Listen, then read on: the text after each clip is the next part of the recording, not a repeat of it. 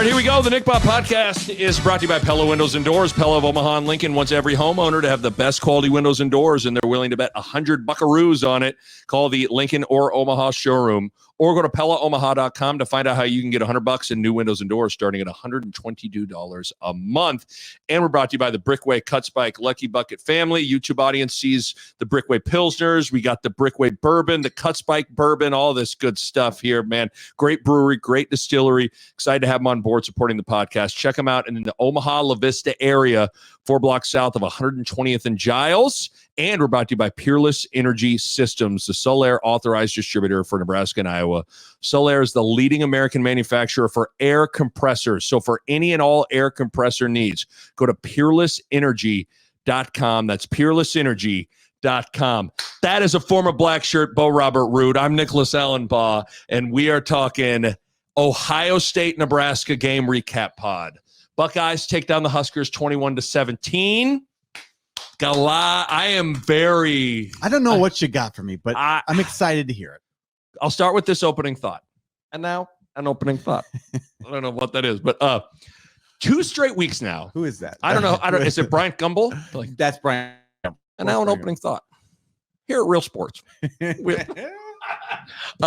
Basically now it's 2 straight weeks. Indiana, now Ohio State, where how I envision the game to go, the game goes completely different than I was expecting it to go. Again, last week we talked about how you and I both agreed. I thought Nebraska was going to beat Indiana, and Indiana blows Nebraska out 56-7. I then this week thought Nebraska would get blown out by Ohio State, and they almost win and just come up short 21-17. I mean, they were 26-point dogs or whatever it ended up being. But I feel like I got a lot of things. I got some Shawshank quotes that I want to throw at you at the end of the it. You liked it? You liked it. But I feel 3 emotions coming out of this game. Okay. The first emotion is confused. Okay. That performance makes me understand the Indiana game less. Okay. Keep going. The second thing I feel is encouraged. Like, the Nebraska defense, we were worried about, like, man, what was that? Are they going to, remember we had our concerns of, like, are they going to slide to, like, just being average? The defense looked great. Yeah. Nebraska, then I got encouraged at the fact they got the run game going in the second half a little bit, and Nebraska made 3 field goals. Okay. So encouraged. Yep. But the third emotion, and this is weird to say this, but I have to be honest, the third emotion is wildly disappointed. Nebraska should have won that game. I mean, Nebraska dominated Ohio State in the second half. I think even Buckeye fans that are maybe in the chat or listening to this, I think they know. Yo ass lucky. Yeah. Listen, Steve Harvey here to tell y'all, I love your ass lucky with your dumb little run-giving ass. Ryan Day throwing his head at. Okay, I don't know what. Steve Harvey want to tell your ass. Listen. Okay, but Nebraska's so disappointed. Nebraska's grown people. Nebraska's are grown people. Nebraska's just, and Dirk tweeted this, and it's so true. Like, Nebraska's inability to seize the moment is so frustrating. Yeah. These program trajectory changing wins, those opportunities, they don't come around very often. And when they do, you better take advantage of it. Nebraska had a golden opportunity in Columbus, Ohio on Saturday afternoon, and they didn't take advantage of it. So it does feel odd to say, well, I expected Nebraska to get dismantled, get blown out, but then feel wildly disappointed because they didn't win. But man, with how that game played out, they should have won that game. So I guess I'll start there. I'm going to take those three emotions from Steve Harvey. Steve Harvey's emotional list. What do you think? Before we get into the nitty gritty. So give me the emotions again. There were so many Steve Harvey emotions. Confused. Encouraged.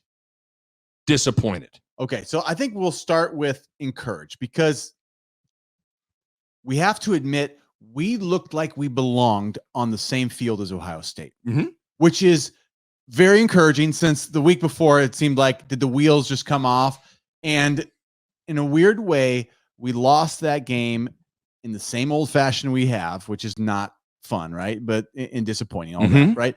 But we sort of righted the is this season going down the tubes narrative. It kind of said none of that. We're sort of back on track to I think what we thought we were or close to it. And that makes Indiana look like what were we doing the week of the Indiana game? So perfect. You just went to encourage to confuse. Exactly. Right? Yes. So yeah, I think it's more about the Indiana week. Just seems like, dude, we just take a week off and everybody collectively just went to sleep and didn't take that game as seriously as they needed to because is Indiana better than we were realizing? I don't know because and again, just strip away the names of who's on the field. Indiana looked like they're better than Ohio State. Yeah. But you kind of know, no way.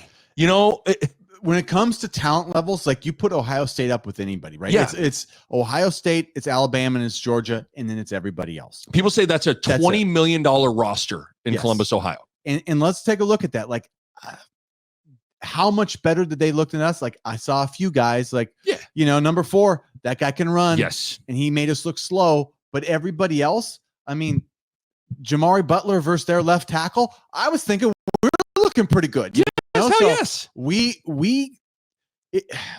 This game made last week look more disappointing. And that's where the confusion comes. It's less with this week. This week says we're kind of the team.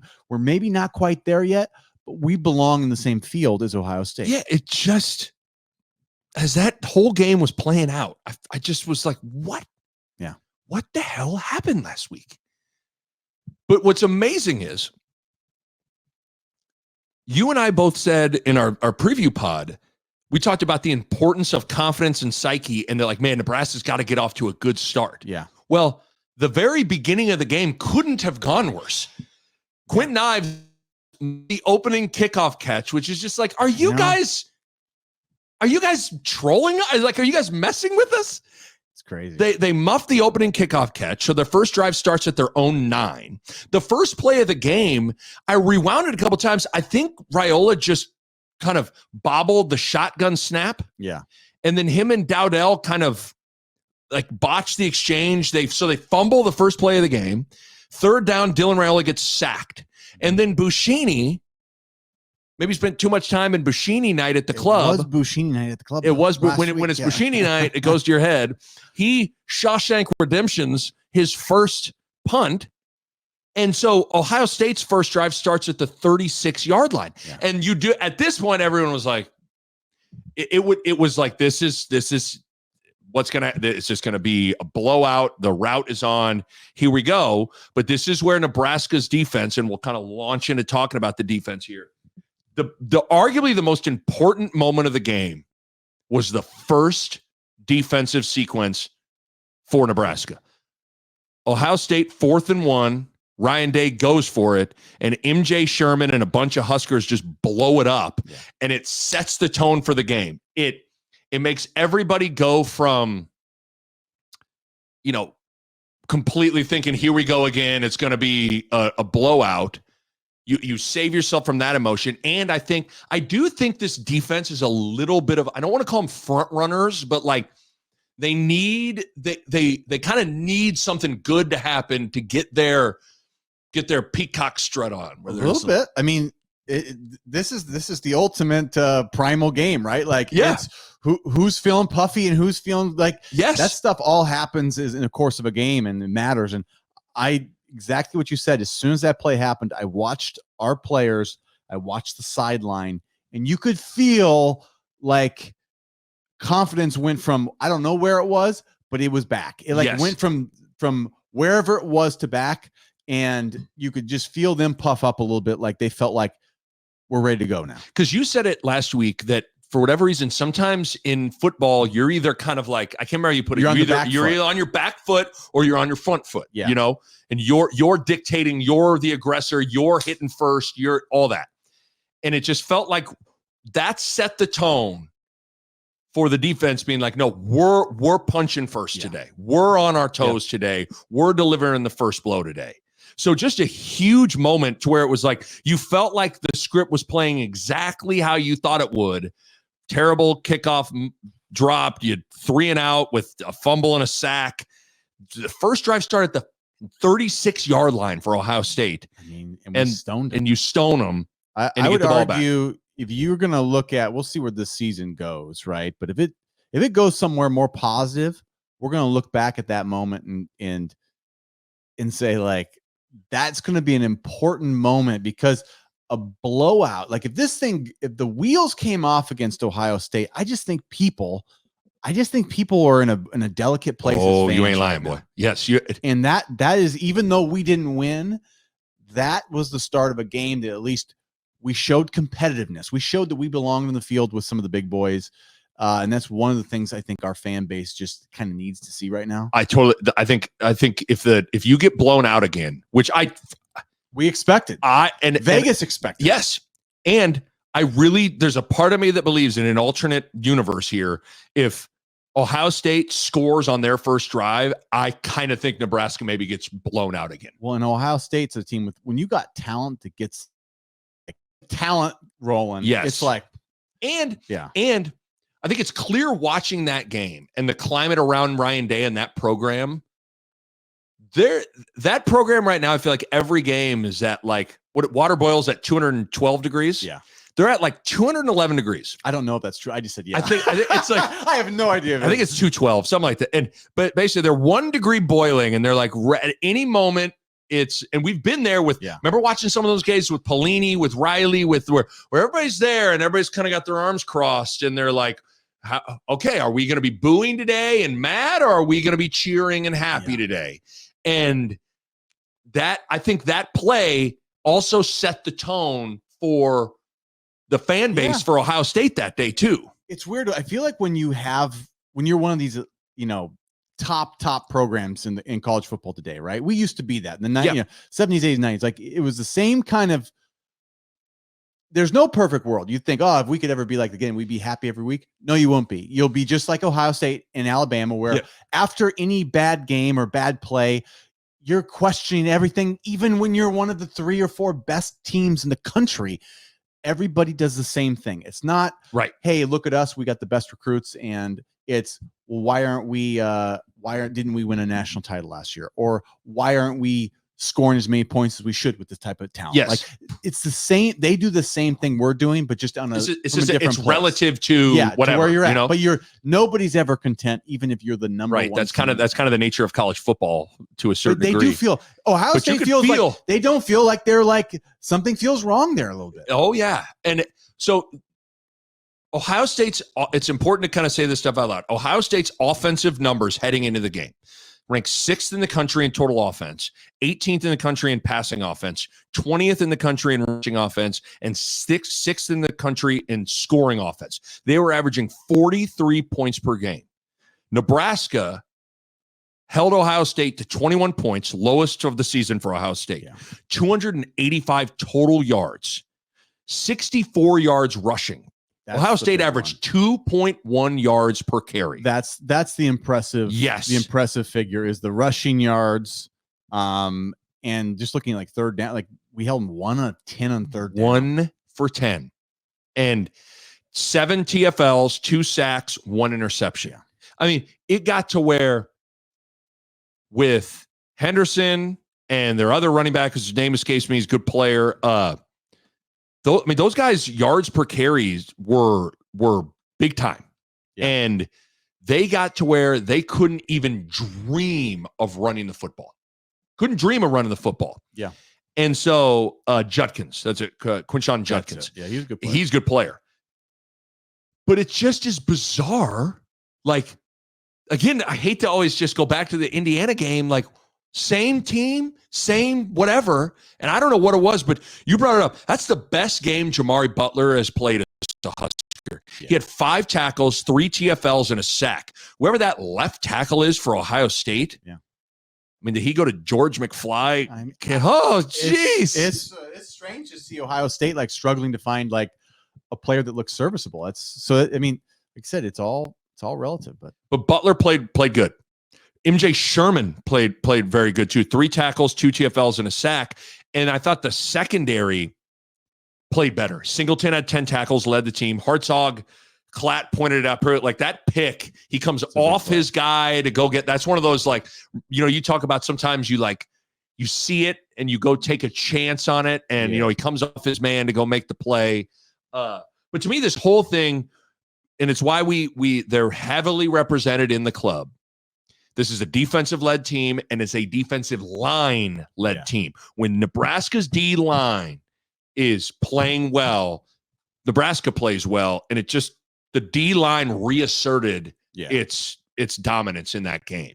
But it just is confusing. Like, will the real Nebraska defense stand up here? Like, is it the Colorado game, the Rutgers game, the Ohio State game, or is it the Illinois second half, the Indiana game? Again, I tend to think that it's closer to the Ohio State game that we just saw. Yeah. But it's perplexing. I mean, what did you see? Did you see anything different? I mean, whatever they were doing, like, I just feel like Indiana, like I said, there was some aspect to our team that we were just physically, we didn't look like we were like fresh and like flying around. We were getting no pressure, and whatever the schemed versus getting schemed versus out scheming them aspect of it, I just know that we got out schemed against Indiana, and this felt like we were more dialed in with being the right call to put ourselves in the right position to make plays or to keep them from doing what they want to do. Like, we're not going to let them run it. And, the weakness is, okay, if they want to take shots down the field, I think that's the weakness, right? So they exposed us on that a couple times, but I think that's kind of right. Like, look, you got to make a hard, deep throw versus we're not going to let you gash us. We're not going to let you pick us apart, right? So I think that was the strategy. And for the most part, they executed right. A couple of big plays, but other than that, that was really it. I just was surprised that, and maybe I'd have to, I don't know what coverages they were in or whatever, but like, it was surprising the amount of one-on-one situations that the defensive backs were in against Indiana's wide receivers, and they consistently lost those 50-50 balls. And I was, even when Nebraska was stoning the run, I kept thinking, okay, they're just going to start airing it out, and it's going to be Sierra Wright versus, pick your great Ohio State wide receiver. And over the course of 4 quarters, that's Ohio State's going to win that. It was interesting how that didn't happen either, really. No, it seemed like the area, that they took advantage of that. I think that we were kind of like left the most open was the deep middle. Like the deep middle was the area that I think that's where the most pressure came on us. But like I said, I didn't even get to see what coverages we were running, but like, it seemed like we did a good job of somewhat keeping them in front of us and somewhat like protecting the outsides. And Ohio State's second half drives, I mean, this is amazing. 3-and-out punt, 1 play intercepted by Hartzog, return to the 7-yard line, 3-and-out punt, 3-and-out punt, 8-play drive, touchdown, 3-and-out punt. Yeah.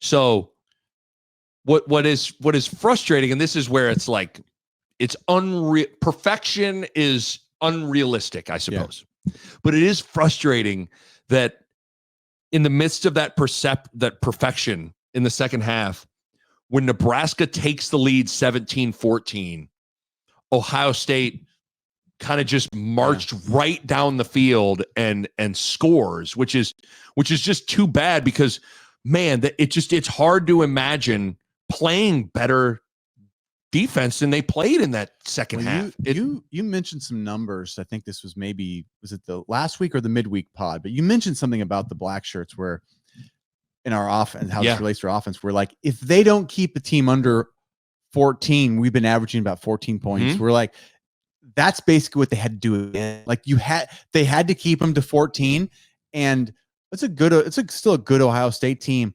And they were just one score. They were one score too many. Cause like, we're showing that we're not capable of winning games by scoring more than, 14, 20, 25, like we're not doing that. Basically against power conference teams, if the game gets past 20 points, we lose. Nebraska's going to lose. And they got to 21. Which is just like, again, man, it's so frustrating for this defense where your margin for error is just so slim on that drive, by the way. So after stoning them, after Nebraska goes up 17-14, their first play, they play action, had a wide open wide receiver down the sideline for 38 yards. But remember, they got to 4th and 1, and they run the sprint out, the quick throw, quick throw. Frustrating, because then they run the zone read where Will Howard keeps it for 10 yards, and then 1st and goal at the 9. It was one of the only times that Howard had all day to throw. Yeah. And that's where Bayer got matched up on the running back and burned him and just touchdown. But it just was, you had him at 4th and 1, couldn't get off the field. And then the only time that pressure just wasn't quite there. I think that's right, though. Like, you look at those third downs and just like thinking back through, like our D line did a really good job of pressuring on those third downs. So it wasn't like we got sacks every time, but they had to throw it fast. So they would throw it short of the sticks, or they would, like that's part of that. Those great third down numbers. We got to give credit to the D line. But you're right. Like, it's still like, when you talk about win, like, I know, like, it's a big leap now from Indiana, like down the cellar, to like, now we're back to talking about why didn't we beat Ohio State. So I'm trying not to be excited about a loss. I know, but also not like trying to pout about, losing to a good Ohio State team and trying to be like, well, why didn't we hold them under 10 points? Like, because they're Ohio State. And I think we did a pretty good job. But we're not there yet as a program where, we had plenty of opportunities to get the ball in the end zone and to get, more than 21 points. Like, the defense should have been able to play that game, and we should have been able to win. Bo, the second half, again, I'm going to read it. Here, Ohio State's drives: 3-and-out punt, interception, return to the 7-yard line, 3-and-out punt, 3-and-out punt, gave up a touchdown, then 3-and-out punt. Yeah, I wish Hurrdat could have got in, though. Oh, man. I was thinking house call, just get in. I was thinking the same thing. There was, this is where that, like, your PTSD of 20 years, when Hartzog, as he was running, I was like, you got to score, you got to score, you got to score, you got to score, you got to score, you got to score, you got to score. And it's at the 7, my confidence level when Nebraska took the field at the 7 was pretty low. I'll be honest. And that tells you something. We just, right now, we don't got the juice to get, like, like, I feel like when we were playing like Indiana and Illinois, like every time they got inside the red zone, I'm like, they're going to score on us. Right. Well, okay, so here's Nebraska's, we'll get into the offense, but how about this? Nebraska's red zone offense, 71. So this year, 71.9%. That ranks 128th in the country. So basically almost dead last. Their red zone touchdown percentage, 53%, 108th in the country. So, I mean, I think that might be the story of the game. I mean, I didn't realize the numbers were that bad. That's terrible. Yes. Well, and then it's last year too. Last year, red zone offense, 127th in the country. They were 128th this year. Red zone touchdown percentage, 48%, 122nd in the country. So, I mean, their inability to score, and in particular score touchdowns when they get into the red zone, I think is killer. Yeah, that's where you got to look to the coordinator, be like, you've got to find a way. You've got to find a way to get this team in a better position, because we ran it 4 times. You talking about when they got to the 7? Yeah. Ran it up the middle twice, just Dowdell, like right up the middle. And Klatt even said it. I always trust Klatt. Klatt was like, you're not going to run it up the middle and score here. It's got to be on the edge, or it's got to be in Raiola's hand. Wasted downs. Yes, it just felt like, especially the okay, maybe first down, you want to see if you can hammer one through there. Okay, but then it seemed like they came back. They might have even ran like basically the exact same play and got nothing. Then they run Lloyd on a little jet sweep, and he gets down to the 1, and then they bring in Ty Robinson and the boys, and they run the. But it was a long, like, 1.5 yards. It wasn't like an inch you got to go over the top. It felt like a long, like, to go over the top, it just felt like we were too far away, because it was like a full 1.5 yards, right? Well, that's the thing that, and I meant to go back and look at that rule. There was a lot of people saying, we're going to get to the officiating here in a second. Yeah. But a lot of people have said that the spot there was bad, that Rule thought that it was closer to like 1, or like inside the 1, and it was closer to like almost a 2. Yeah. And going over the top from the 2. I think it was like, there may have been like a disconnect there, because that's that's not a play that you ever want to do unless it is like we are right there, and because they're going to get met by somebody, but you just need to like six inches to a foot, right? Literally the exact. Okay, so they ran the same play after Nair. Remember the touchdown, they run it, they throw it to Nair, they rule him down at the 1 inch line, and there you can run that play because it felt like it was there for the taking. But yes. Once you get that extra, whatever, yard and a half, like that's a longer jump then. Yes. And your angle then can be met by the defense. Like it's all about like, yes. So I think they made a mistake, but it's also, it was very conservative, and I don't know. I mean, I just felt like, like I'll give Satterfield some credit, like on that 2-point conversion, right? Like that was just like, you won the scheme game on that play. Right. That is like, I am ready for what you're doing. I'm putting tons of stress on your different, like, I don't think we stressed him enough on those 2 quick runs to be like, it was just like 2 wasted downs. And I feel like that's where you got to attack. Like it's 1st and goal from, first and goal from the 7, and go get in the end zone. Like you have all the momentum, attack. It's got to be your best stuff. And I just find it hard to believe that just Dowdell in between the tackles twice is your best stuff. Yeah. I don't know. Frustrating. We'll get more into the offense because there's a lot to digest. But first, get to you about Pella Windows and Doors. Again, every time I pull into my driveway, I look at my beautiful front door, my bay window, and I just love it, man. Debbie and Vince and the whole crew, they helped me find the perfect fit for our home during our free in-home consultation. The local showroom was fantastic to actually, feel the door and the window, see it rather than look at it in a magazine. The installation experts were on time, professional, courteous, and left our house cleaner than they found it. Call the Omaha or Lincoln showroom or go to PellaOmaha.com to find out how you can get $100 and new windows and doors starting at $122 a month. That's PellaOmaha.com. And we're brought to you by the Brickway Cut Spike Lucky Bucket family. I got the Oktoberfest. I'm almost out of those. I got the Brickway Pilsners that are fantastic. Got a couple of the different bourbons. Tell you what, cool fall nights you get by the fire pit or whatever. Have yourself a nice little whiskey on the rocks. Boy, you be feeling good about yourself. Let's Steve Harvey here for Brickway. Let me tell you about your ass. Get your little whiskey. It's what grown folks now. But they're located in Omaha, in the Omaha La Vista area, 4 blocks south of 120th and Giles. Make sure you go check them out. Big shouts out to the Brickway Cut Spike Lucky Bucket family. And we're brought to you by Peerless Energy Systems. They are the Solaire authorized distributor for Nebraska and Iowa.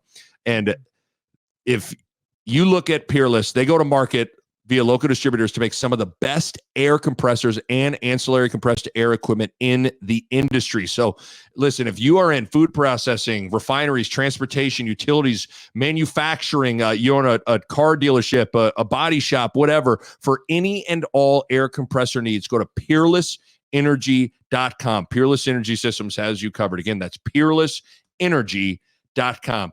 Okay, let's talk more about the offense. We were going in that because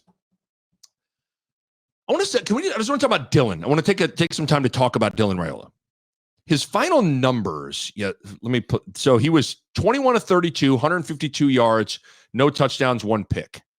I thought in the first half, he showed a dimension that I've always felt like is kind of there because he's got pretty good pocket feel. And sometimes those good guys that know how to feel in the pocket go get 7 yards. Yeah. Go get run. Like I thought his scrambles were terrific in the first half. He had one that was like a 36-yarder, maybe, but I thought his scrambles were good.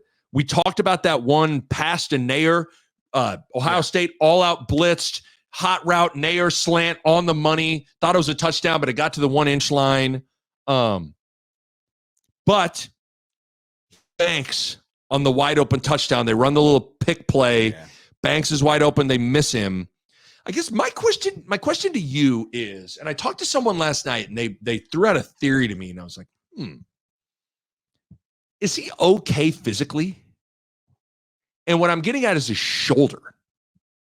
Well, his shoulder, he hurt on that one play. But what's weird is, okay, so did you see after the play, he was like ran off like acting like like his shoulder was set, and then you wait for the replay, and I was expecting like a big get buried. Big DN comes and just lands on him. Hit. He got like kind of like pushed, and I guess what I'm getting at is like there are times he doesn't seem to have the same like live arm that he had earlier in the spring game. Like remember the whole thing, and I think it's real. Like the thing that made him really, really intriguing beyond just his mentality, the mental part of the game was over. The dude had a cannon where it was like, this guy can have just like flick of the wrist, 60, 70 yards just with ease, like, and I'm starting to wonder, like they never throw the ball downfield. And is that because the wide receivers aren't getting open, or can he still uncork it? And I don't know. I'm just throwing that out there. I don't know. I was under the impression he has a good arm. Oh, I was under the impression he has a great arm. The ball he throws is like it's a softer ball. Yes. Whatever that means. Like he's not he's not throwing laser beams. Like he's not Favre Marino laser beam thrower, right? So I don't know. What I don't know is he hurt? Is his arm lost some zip? I don't know. I just know that like when you watch him, that ball's not flying out. It's more of a touch throw. He seems to be more of like a touch, he's got good touch, he's got good feel, but I still, if he needed to, Nick, step into one and launch at 60 or 70. I thought it would be given Dylan's arm and given in particular Jalen Lloyd. I thought at least once a game, it would be Lloyd, go line up, just fucking sprint. Yeah. And Dylan, heave that bitch. Yeah. And maybe I feel like what's the last? Illinois, we lost it. Lloyd on got it picked, got stripped away. Have we sent one deep since then? Maybe I'm not remembering anything, but I've not seen one of those like, that like, here we go. It's a shot. Yeah. And then everything is dink dunk, lateral, screens, all this stuff. And we'll get to screens. That became like a thing over the course of the first half in particular.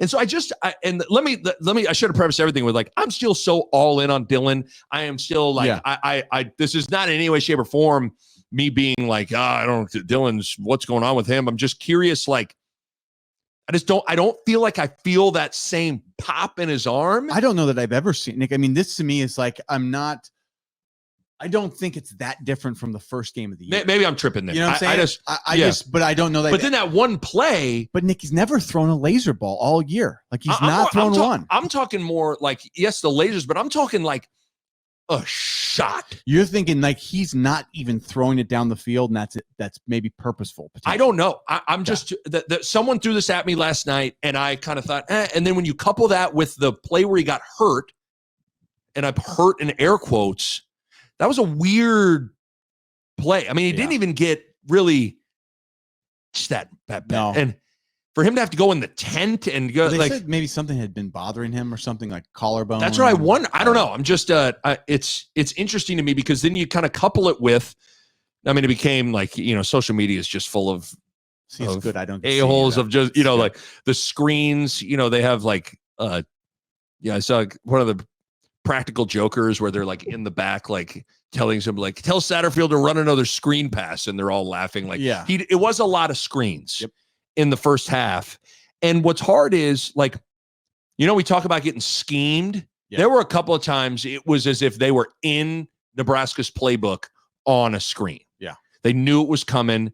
And then sometimes I wonder, like, this team runs a lot of screens, but are they even good at them? Because they're not a good perimeter blocking we haven't team. Been good at any of our wide receiver screen game's been bad. Yeah.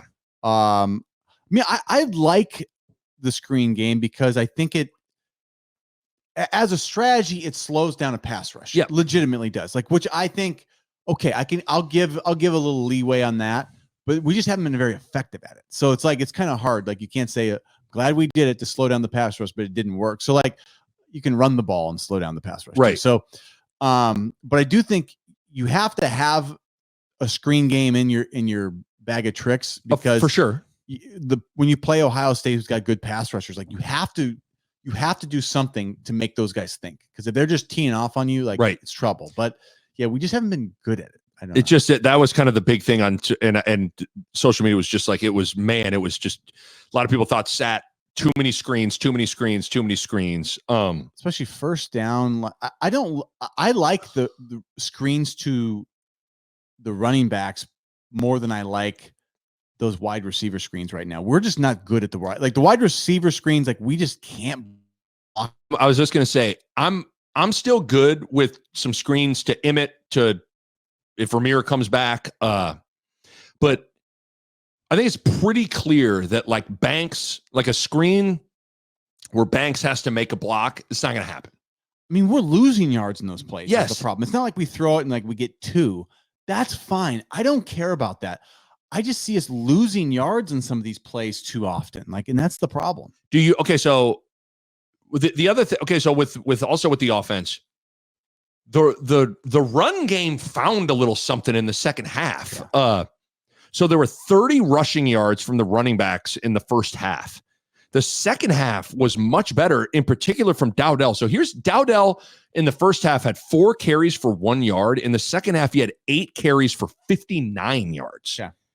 And now the thing that's frustrating is, God, I don't know if you see that way. He had a one-on-one, and he knew it too. He basically had it twice, and that was a good safety, and that safety just made the play. Like he couldn't beat him one-on-one with some room. There was one in particular.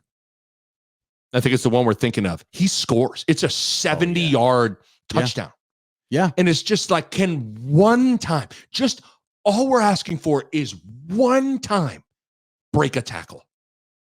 That's one time. That's the one where it's like you get straight through the line and you've got a 2-way go and you got the whole field. You just got to make one guy miss, and he knew it too. You see him like he's slamming. He knew it. Like he knew that's the play. And those are the plays Rule's been kind of talking about, of like how he's talked about, we need to break one of those. Yeah. And it's true with this offense. Like, it's just, if they have to sustain a 10, 11 play drive, like eventually they're going to false start and the drive's going to get killed. But it's just frustrating where you're at this level. It's hard to scheme up something where you're going to run untouched and have to break no tackles or make anybody miss and run it 70 yards for a touchdown. Yeah. Like, this is Ohio State. This is the Big Ten. Like, there's usually going to be a free defender. Hopefully it's a second level or third level defender, and you got to make that guy miss. But I mean, the part about that play is like he came from enough depth where there was room. Yes. You have room to really build up some speed and room to make the cut. So it's not like you are just getting through the line. He's there. Like you're through. Right. And it's like, 2-way go. Here we go. Frustrating. So while, yes, you're happy. 8 carries, 59 yards in the second half, got the run game going.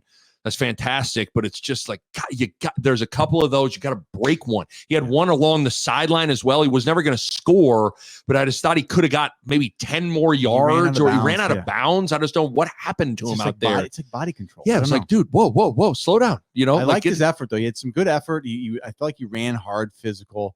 So I appreciate that. But yeah, like break one, dude. We need somebody to do something more. What was there anything different in the run game? In the second half to go from physical. I thought we were just being physical. Okay. Yeah. Really. That's kind of what it seemed like to me, because I didn't see like a different. I would have loved to see this week's practice, because our offensive and defensive lines, like I just felt like they were different. They were all different. Yes. They were just different. Like, right. It was, I don't know, they got out the smelling salts and like it was like old school like that, but they understood what they needed to do in terms of how physical they need to be. And it just looked like a totally different team. It did, especially on the D line. Like Ty, Polar Bear, Jamari Butler, MJ Sherman, those guys were just kicking ass and taking names. Yeah. I mean, they just were mauling. Jamari Butler was the left tackle. Yeah. Kicking that guy's ass the whole game. So, but to wrap up the conversation on the offense, were you, I mean, right now Sat has become like the whipping boy and the scapegoat for everything. Were you as upset with Sat yesterday as I didn't love the goal line? plays. I didn't love our red zone. Did felt like they went to one too many screens. I don't know. I mean, I feel like we're working from like a relative to what you expect from this team too. Yeah. Like we talked about, where it's like they can't score more than 20 points. So to me, it's like I'm there. I could nitpick it, but at the end of the day, I'm like, we've also been down that road. We've been down that road, and we were 25-point dogs to Ohio State, and we had about 3 chances to win that game. And I mean, the Banks on the one call, Banks is open, Raiola misses him. With Barney, I'm trying to remember. Was that the same drive we did score when they missed Barney, or did we just settle for a field goal there? Yeah, they missed Barney as well. I thought they settled for a field goal. They missed Barney. That's right. I thought that was at the end of the half. I'm trying to go through my. I think that's what. Yeah, Miss Barney on that cross in the end zone. Barney was just like a little. It was either he was too short or Dylan's just a little too long. Okay. Well, I want to talk. Well, first of all, how about John Hole? Props. 3 for 3. Kicks a 39-yarder, a 54-yarder, and a 47-yarder. Yeah. And those things weren't just good.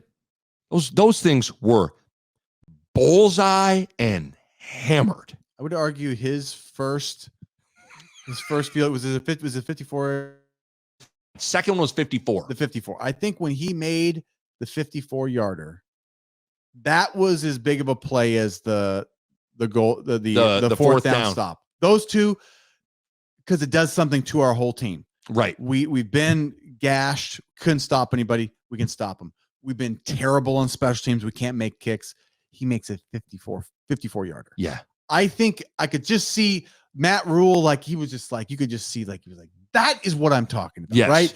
That's what those guys needed. I think those two plays helped us be very competitive in that game. And like I said, we're talking about a loss here. So I hate being this positive on a loss, but like we were in a bad place last week. Yes. This is a better place to be, even though it is a loss. It was a step in the right direction in a weird way. But the confidence level, agree. But the confidence, the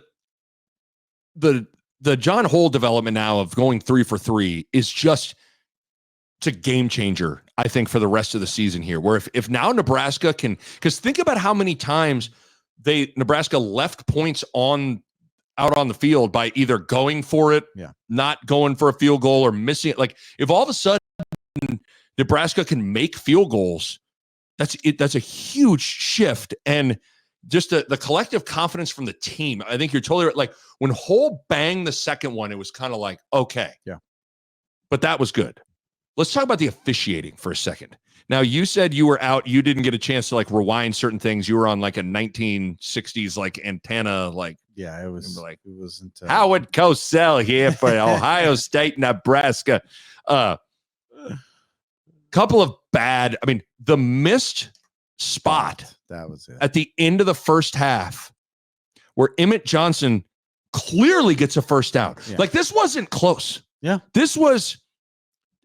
He had it by 2 full yards. Yeah. And I think the ref thought there was like almost 2 separate piles. And I think he thought the ball carrier was in like the other pile. But it was killer because Nebraska thought they had a first down. Yeah. And they didn't call timeout because they thought the clock was going to stop. So they ended up losing 30 seconds there. Terrible. Then on that same drive, the offensive pass interference on Nair at the end of the half. That's a hard one to swallow. That is horrible. That's bad. That's really bad. Ja'Cory Barney got held on a crosser. Like you see when he's coming out of his break, Ohio State has his jersey gets like, you see it get pulled. That should have been pass interference. So Nebraska has to punt instead of having it be a first down. That was in the fourth quarter on Nebraska's second to last possession. It's a big missed call. Yeah. That for whatever reason, and I hate talking about officiating, but for whatever reason, Nebraska always gets like that is 100% always been thrown on Nebraska. Yeah. Jamari Butler in the first half literally got tackled by the offensive left tackle, by the Ohio State left tackle, no call. But I want to talk about, I'm very confused with the final drive of the game, the targeting with Banks and all that stuff. That was probably a bad call. I don't know what else you can do. I don't know. I mean, I wanted it, but I was like, Well, here's what I want to talk through this whole thing because there's stuff that I think I know the answer, but I just want to talk through it. Yeah. So on the field, they ruled it an incomplete pass. Yeah. But there was a flag for targeting, so they review targeting. I didn't realize that when you're reviewing targeting, you can also look at if it was a catch or not. So that's number one, confusing to me. They overturned the incomplete pass to rule that it was a catch, and they confirmed targeting. Well, here's the thing. In my opinion, if that's a catch, that's a fumble. Yeah. So what I don't understand, can targeting not cause a fumble? Because then it was 15 yards. So it was 15 yards from the spot of the foul. Yeah. So I just don't understand that. It's so weird. And this is where replay is becoming. Yeah, you hate it. You've hated it forever. I hate it. And I hate it for so many reasons. This is another one.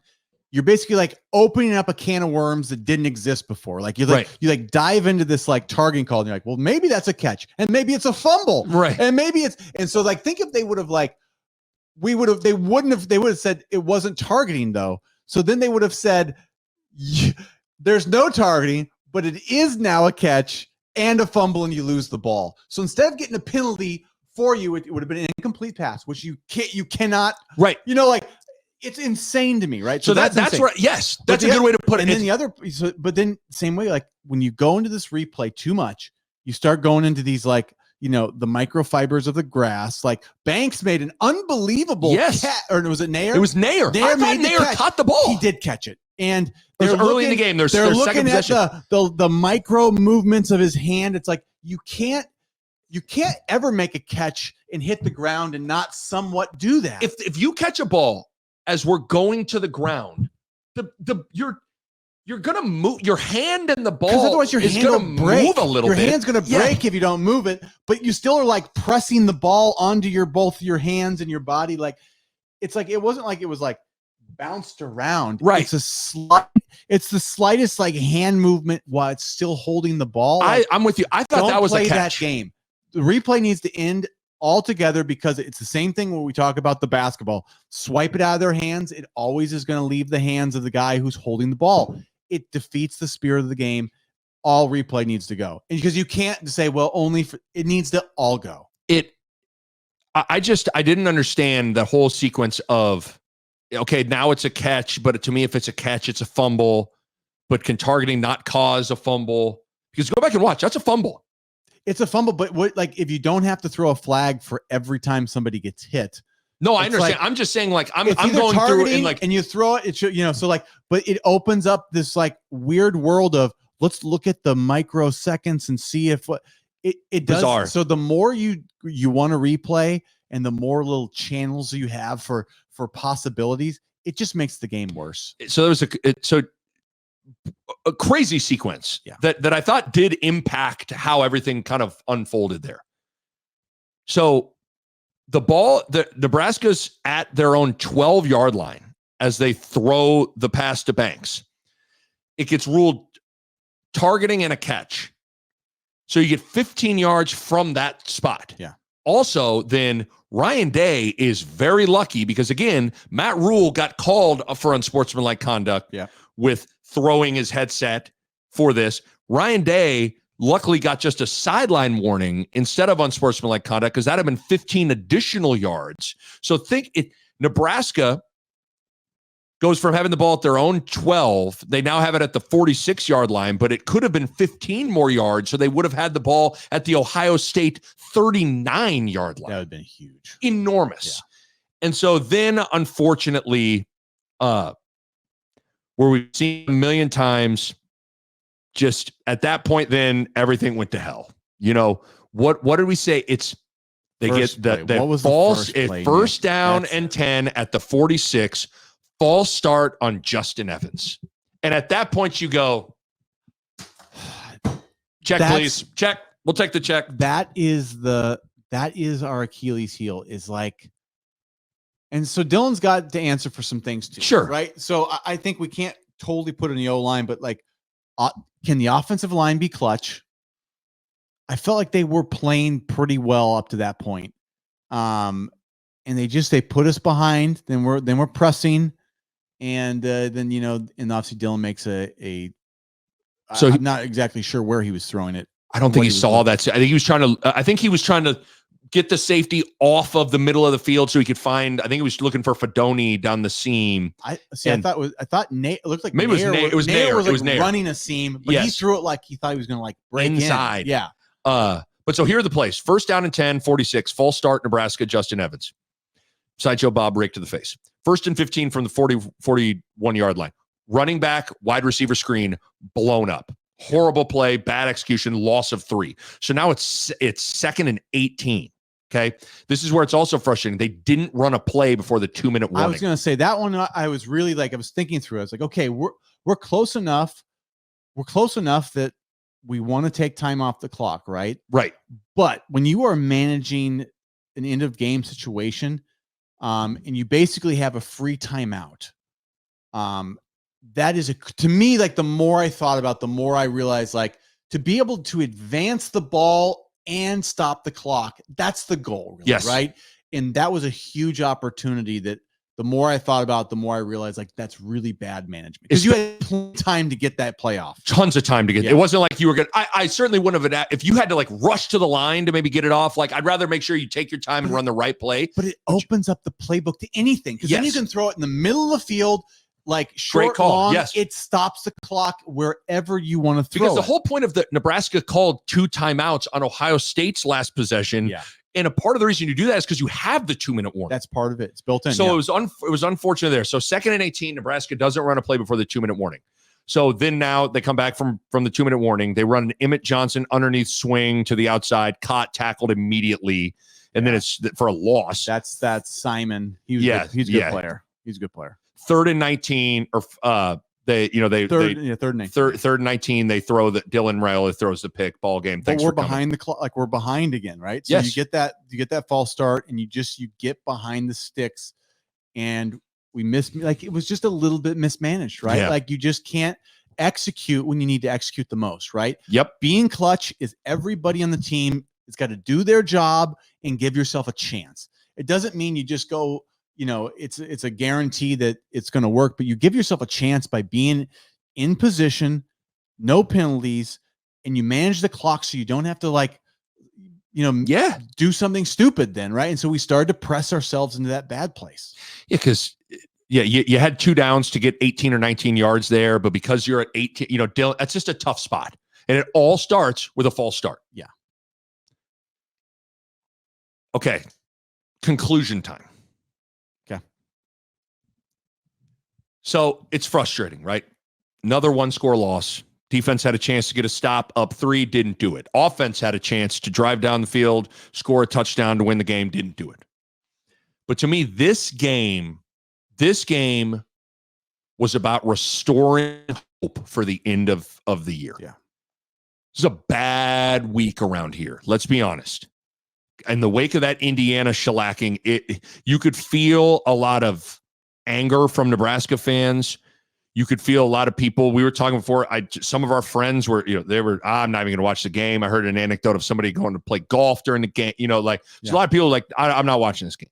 I just think that loss to, the more I thought about that game, I think that loss to Indiana made a lot of Husker fans go, Rule, I thought you were different, but it turns out you're just like all the rest of the coaches that have came here and failed. That was kind of the vibe and the feeling amongst a lot of, that was the vibe. But for Matt Rule to get the team to respond, and I get it, we are all tired of the if game. We're tired of the moral victory game, but that game kept hope alive for the rest of the season. And Shawshank Redemption captured hope beautifully. Yeah. By the 2 main characters, though.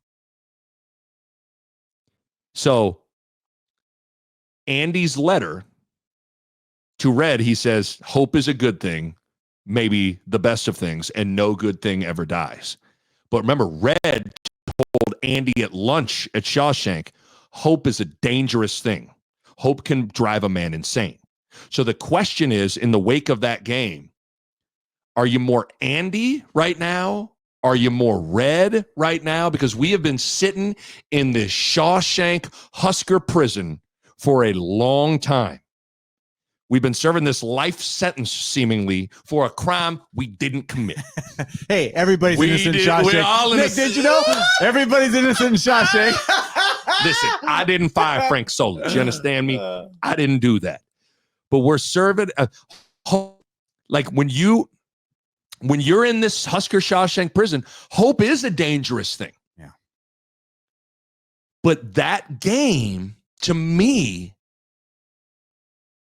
provided a little bit of the Andy perspective of hope, where it provided hope a little bit. Oh yeah. I think that's the thing. That's why I talked about earlier. One of the emotions coming out of the game was encouraged. Yeah.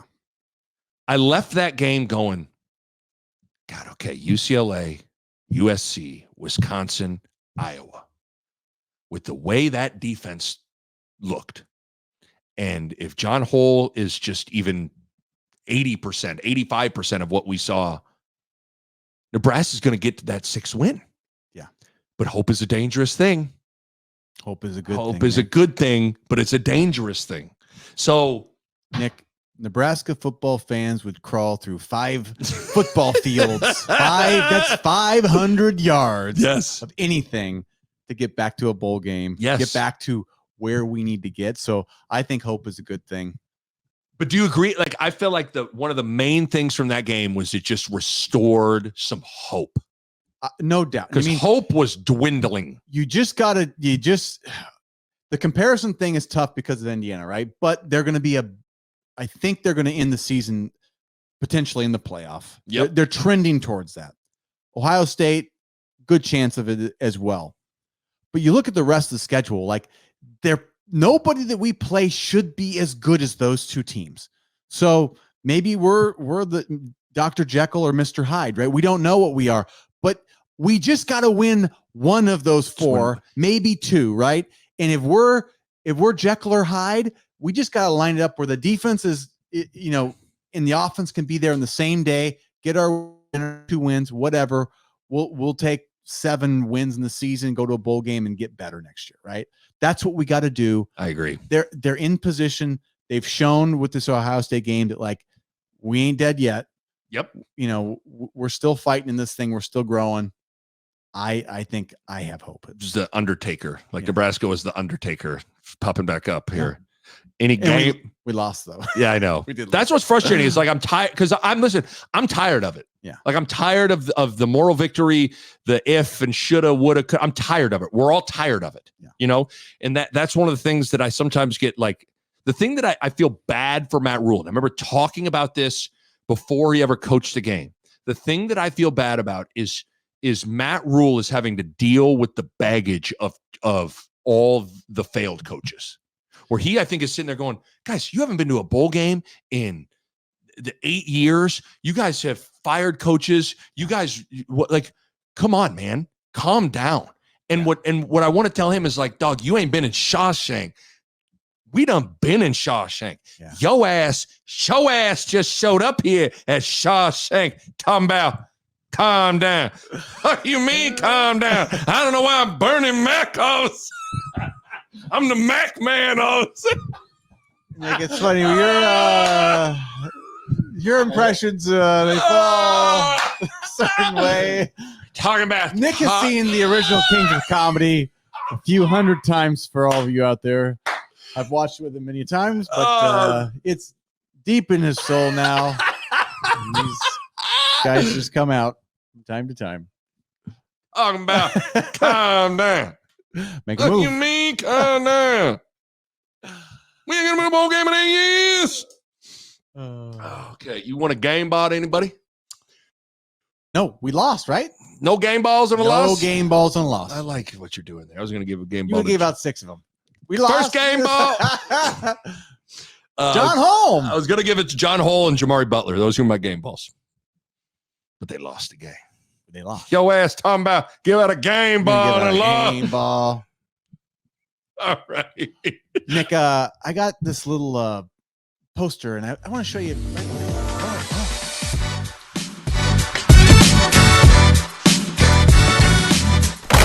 A Hurrdat Sports Network production.